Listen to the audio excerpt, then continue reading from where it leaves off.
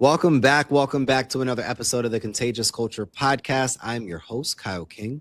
And the goal of this podcast is simple: to help you create ecosystems and environments where people thrive. Look, today's guest is somebody that really just inspired me a few minutes ago. I asked her a question. I was like, if you could describe what you do and your mission in one sentence. She said, empowering those who care with the methodology, strategies, and resources that they need to succeed. Look, Denise Brown is doing some phenomenal work. She is what leadership in action and starting with heart truly means in real time.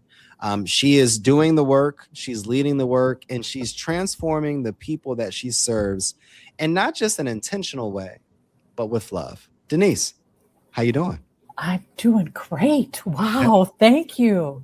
Of course. I'm going to listen to that every morning. Thank you for that. Of course. Anytime. Look, I'm excited for this conversation. You are doing some phenomenal work. I have 1,000 questions, so hopefully you've booked 7 hours of time. I'm yours. But before we get into all of those questions, how would you define who you are and the mission that you are committed to building? Yeah, so I am someone who has been fascinated by the personal caregiving experience for decades. And that fascination has turned into a business of passion to educate, support, and create community for those who are in a caregiving situation. And it could be family members. It also could be professionals like direct care workers. There's always a story behind the work that we do. And one of the questions that I always ask on the Contagious Culture podcast is, what is that slingshot moment? What was that moment that pulled you back? That for me, it humbled me. It brought me down to my knees. It really had tears in my eyes. But for many, it's just that awakening. What was that awakening in your life that led you to doing what you do today? Okay, so I consider that to be my flashlight moment. It was like a flashlight from the heavens appeared. I like that. And really opened up the path for me. And it was 36 years ago. I was working as a writer for trade magazines, which were big business back then. And no one was reading what I was writing. So I thought there's got to be something else I can do. Yeah. So I was going to do some freelance writing, and I thought I need to find a part-time job. So I was literally laying on the floor in my apartment.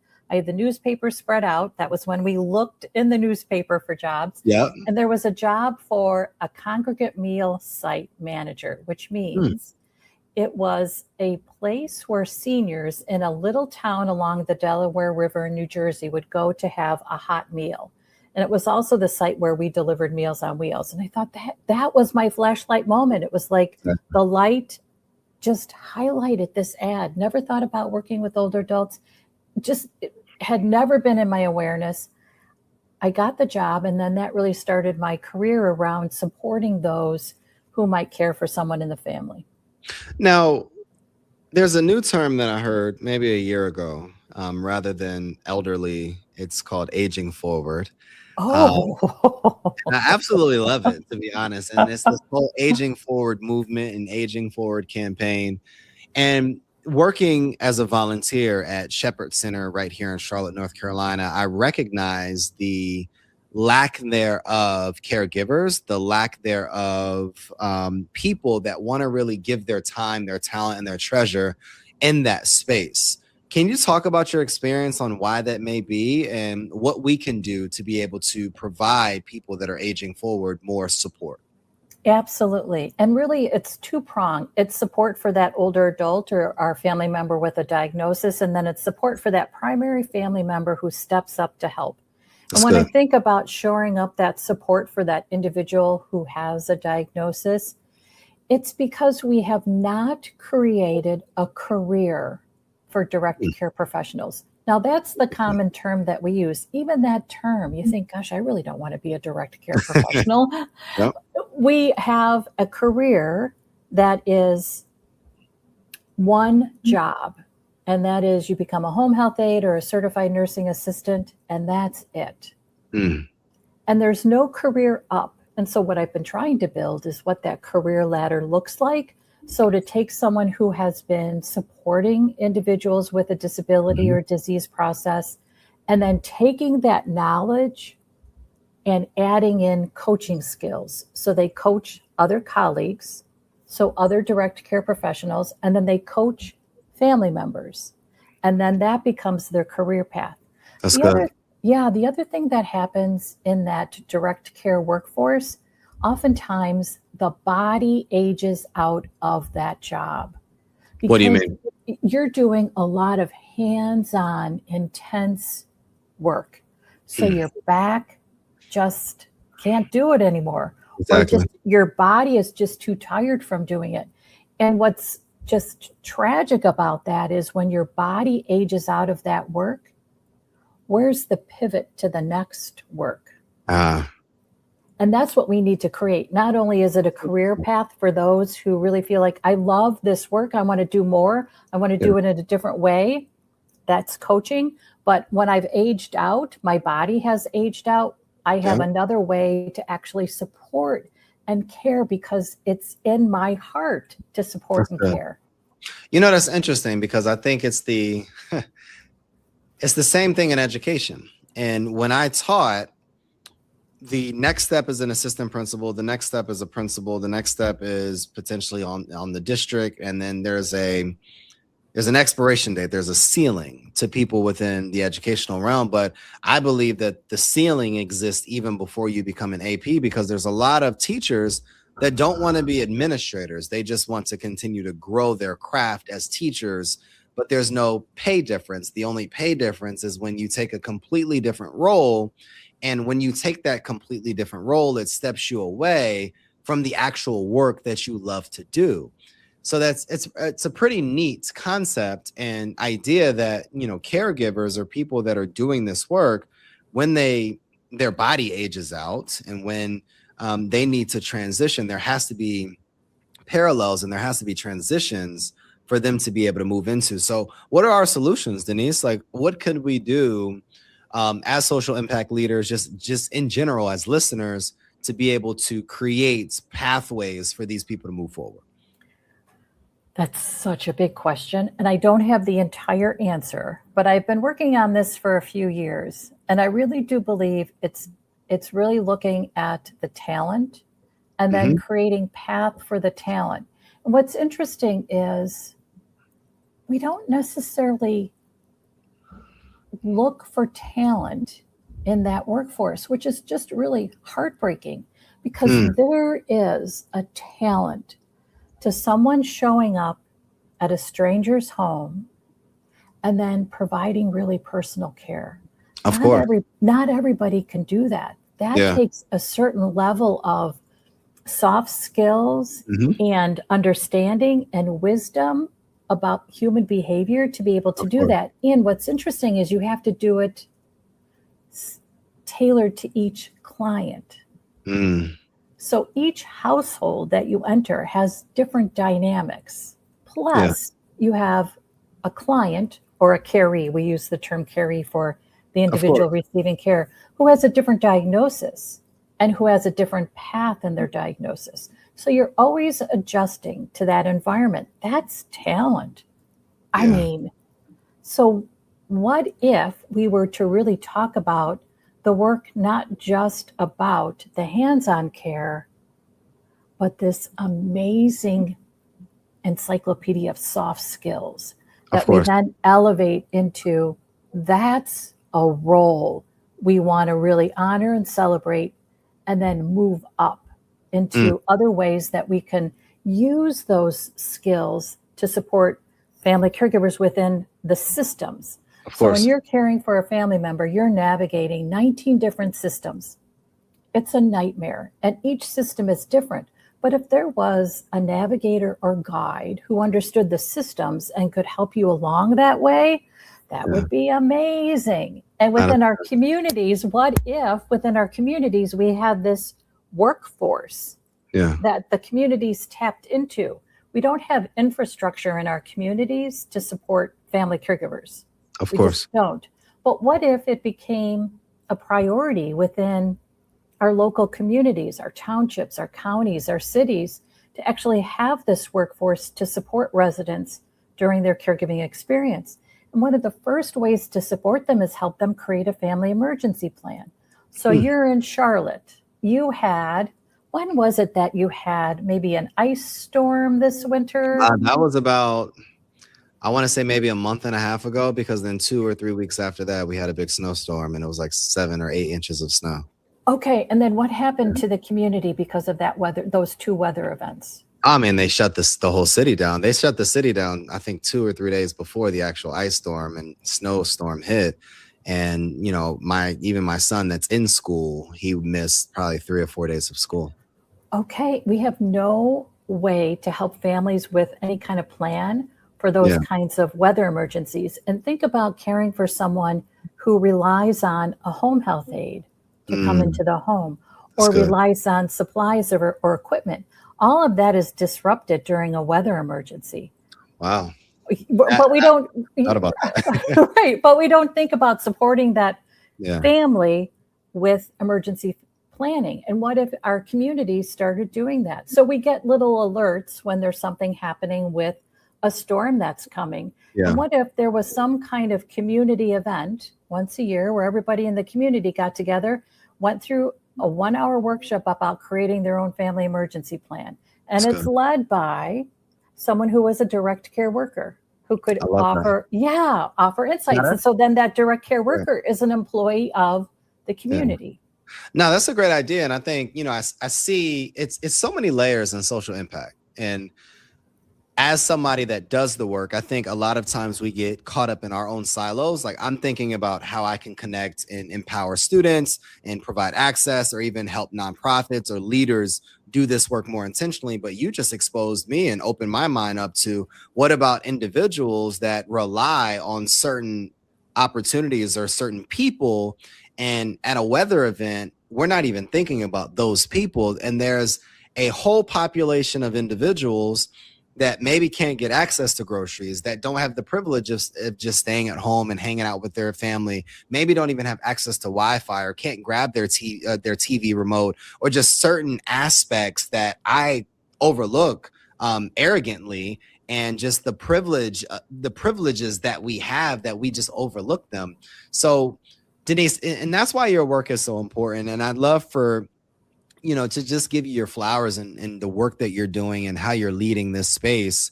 For someone that's never known you or has never researched you before, and this is your first time meeting you, what is the exact work that you're doing, and how are you transforming lives? Okay, so in a nutshell, a lot of what I do is take lived experience and transform it with training. So for instance, former family caregivers, someone who has cared for a spouse with dementia, for instance, has a really unique experience through their lived experience. And oftentimes they want to do something with that because it was hard for them in their caregiving experience, and they want to make it easier for someone else. They could take a training program that I've developed to become basically a consultant and coach to help others. So I'll give you an example of someone who's just taken one of my training programs. So he cared for his wife.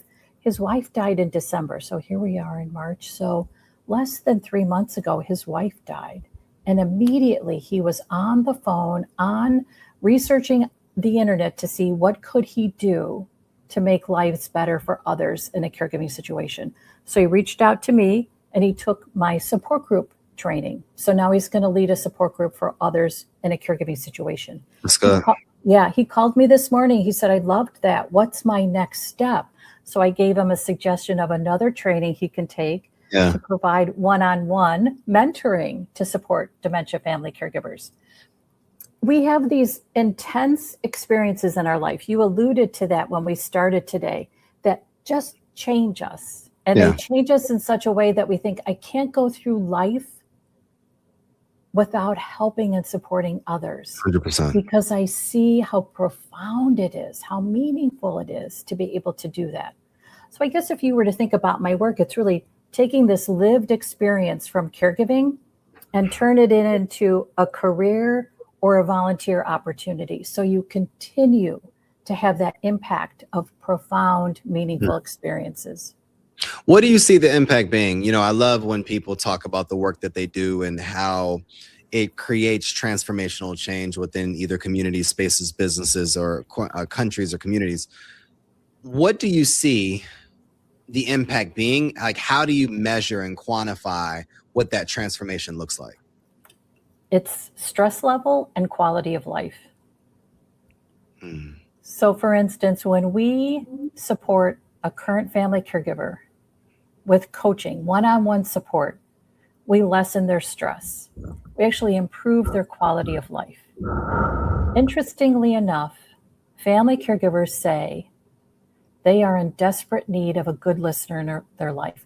So when we ask family caregivers from 1 to 5, 5 being the greatest need, how much do you need a good listener in your life? They all say 5. I've never had anyone rate that other than 5, because it's hard to listen to someone in a painful time, which is why our family members and friends sometimes just can't do it. They just can't do it. So we do it, and that lessens their stress and improves their quality of life. I love that. Yeah. The other thing that we haven't been able to really measure, but does impact family caregivers, when they have support at the right time, it lessens their regrets later. So if I'm less stressed during my day, I have more patience. I have more compassion. I show up in a different way during my caregiving experience. I do agree with that one.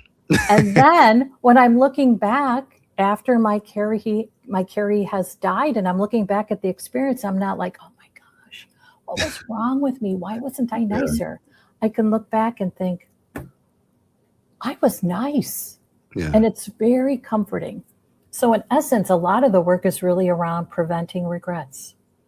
What's one of the things that most times people misunderstand, or how are we misrepresenting this industry and the work that you're doing? Okay, that's a great question. Oftentimes, when we talk about families who are family caregivers, so they're caring for someone in the family, a lot of it is that it's women who are like late 40s, early 50s. But that's not the whole story. We have young adult family caregivers. We have students in high school who are in a caregiving situation, caring for a family member. We also have men. It's not necessarily as specific to a gender, I think, as the data would indicate. I think of it more about personality. Who has the personality to be through tough days that sometimes kind of make your stomach lurch a little bit, depending on the type of care you're doing, and have the fortitude to get through the marathon of caregiving. That's amazing. There's a lot of times that I come on to podcasts, or I give speeches, or I'm on a panel, and there's questions that are asked. I get to deliver those answers, but there's always something when I leave, or some hours later, or maybe the days later, where I think about, oh my God, that's something that I wish they would have asked, or that's something that I wish I would have said. And that probably happens to all of us, especially when we speak. What is the question, Denise, that you often don't get asked, or you often don't get asked, but you would love to be able to just share with people listening? Okay, the one that comes to mind today, which probably wouldn't be the question that came to mind tomorrow, is what stresses us out during our caregiving experience? And I suppose it's top of mind today because I did a podcast a couple weeks ago, and it was a daughter who's caring for her mom who has dementia. And she said, the problem isn't my mom with dementia. It's everything else. That's good. So it is insurance coverage. It is trying to organize and schedule help. It is reaching out to resources. And also it's setting expectations with other family members around what's possible for her mom. That's good. So they might not have adjusted to where she is in a disease process. And so she is educating them about what's appropriate and when it's appropriate. So all of that feels like the drain of the experience and can become really stressful. Now, sometimes it is our caree and the disease process that stresses us out, but it's all the other stuff that adds layers that complicate the experience so much. when we're caring for someone, we manage 19 different systems, 19, multiple systems at the same time, depending on what the experience or situation is. Yeah. That is nuanced, sophisticated work to be able to do that. Exactly. And to be able to have the patience for that as well. To be able to call back and call back and call back to get an order from the doctor and be pleasant every time you do that, which is not easy. So then we get tired of doing things like coping and being gracious and trying. So there's so much complicated, complex layers to the experience. It's not just meeting my mom's needs. That's good. For instance, it's much more than that. It's really this, the ecosystem is huge in a caregiving situation. No, I love that, Denise. And anybody listening right now, this work is necessary. This work is valuable, and you can't overlook the needs of this industry and the needs of caregivers and also the needs of the people that are receiving care. So we have to uplift this community, and we have to do more. Denise, you're uplifting this community. You're doing the work. You're leading the work. You're training and educating and equipping people with what they need. Where can people find out more information about you, and how can we support various initiatives that you're leading? Yeah, so I have an online community. It's called caringourway.com. And we have a couple special initiatives twice a year. One is called our Caregiving Listener Project, where we match family caregivers with a trained volunteer listener in a private Zoom room. So if you ever have any interest in volunteering for an hour virtually, we'd love for you to think about our Caregiving Listener Project. Typically, it happens in October and in March. And then we have other initiatives that happen throughout the year. We talk about giving to the family caregiver on Giving Thursday, which is a really big initiative. So it's that financial support for family caregivers that oftentimes gets overlooked. Of course. And then we have different events throughout the year as well. We'd love for you to join us. We'd love for you to join us. Denise, I appreciate you so much. I appreciate you showing up with your heart, your wisdom, your ability to empathize and be compassionate for various people, not just receiving care, but various people giving care to other people as well. This work is so necessary. And one of the questions that we also ask for our listeners listening in to you is, what type of culture are you spreading? Like, Denise is spreading a culture of love. Denise is spreading a culture of transparency, of authenticity, of compassion, of inclusion, and equipping and empowering people to have what they need to be able to create spaces just that are contagious. But what type of culture are you creating? Because the energy you bring is the culture you create. And I want you to go make yours worth catching. My name is Kyle King. I'm the host of the Contagious Culture Podcast, featuring today Denise Brown, and we will see you all next episode.